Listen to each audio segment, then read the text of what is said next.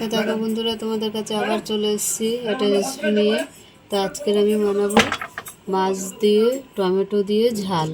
তো এখানে আমি রসুন নিয়ে নিয়েছি, আদা নিয়ে নিয়েছি, কাঁচা লঙ্কা নিয়ে নিয়েছি, রুই মাছ, আর এখানে দুটো টমেটো নিয়ে নিলাম।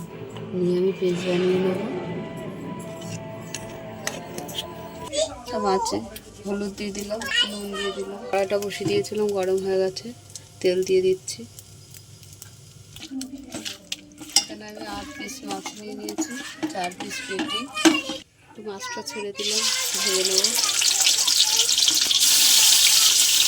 এগুলো আমি আবার দিয়ে ভেজে নেব। রেখে তুলে নিলাম। মাছগুলো সব ভাজা হয়ে গেছে, তো আমি পেঁয়াজ দিয়ে দিলাম। তো পেঁয়াজটা একটু ভাজা ভাজা করে নেব।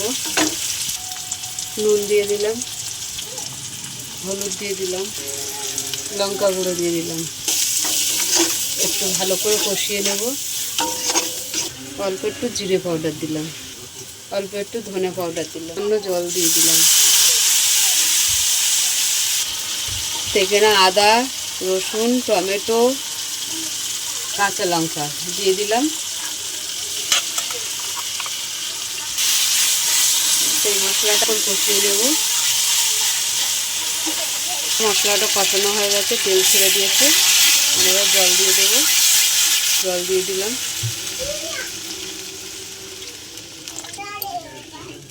ঝোলটা ফুটেও গেছে। আমি এবার মাছগুলো সব দিয়ে দেবো।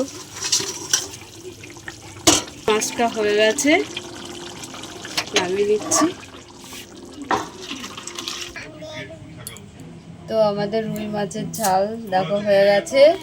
তা তোমাদের কেমন লাগলো বলো। ভালো লাগলে লাইক করে দেবে, শেয়ার করে দেবে, কমেন্ট করে দেবে, আর ফেসবুকে ফলো করে থাকবে, আর ইউটিউবে সাবস্ক্রাইব করে আমাদের পাশে থাকবে।